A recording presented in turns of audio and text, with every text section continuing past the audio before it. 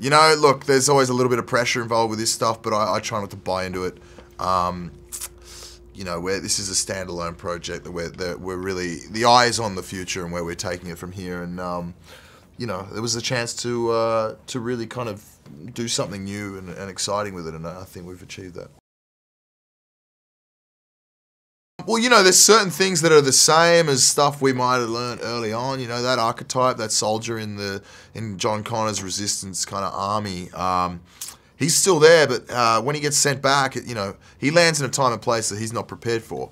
And I think that's where it gets interesting for Reese, is that, you know, he's completely out of control at that point, and it's a complete guessing game. So you've got a guy who's kind of highly skilled and highly trained, but he's now playing catch up and is somewhat of a kind of you know, a lost dog. It's awesome, man. You know, he's such an icon, and yeah, he's larger than life, and yeah, it was great. I mean, he's a pleasure to have around. There's a love story thread which really anchors this film, and I kind of enjoyed that the most. You know, it was nice to be like, the action stuff is something I'm not unfamiliar with, but you know, to be kind of knocking about within that, under that umbrella, but exploring territory that was completely new.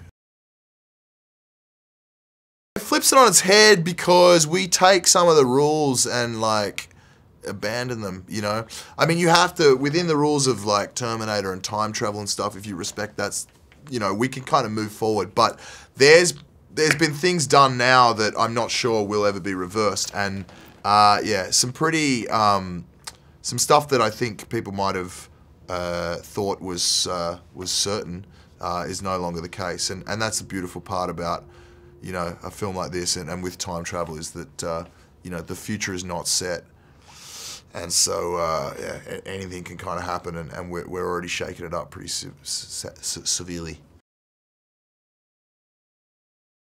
What was it like working with Emilia throughout the film? It was great, man. You know, she's a wonderful actress. I'm a fan of hers from the show, and we got really close and had you know, found a kind of ally in one another, I guess. When you're dealing with a shoot of this length and intensity, it's you really need to depend on people that you're working with closely to keep it a positive experience, but also you know, one that's rewarding and supportive, and I think we found that in each other, so it was really great.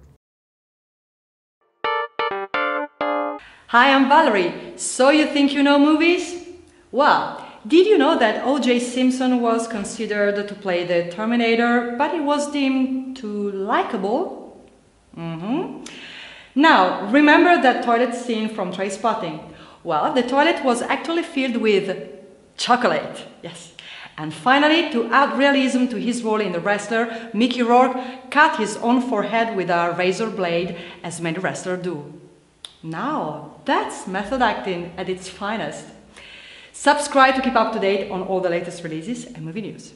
Bye.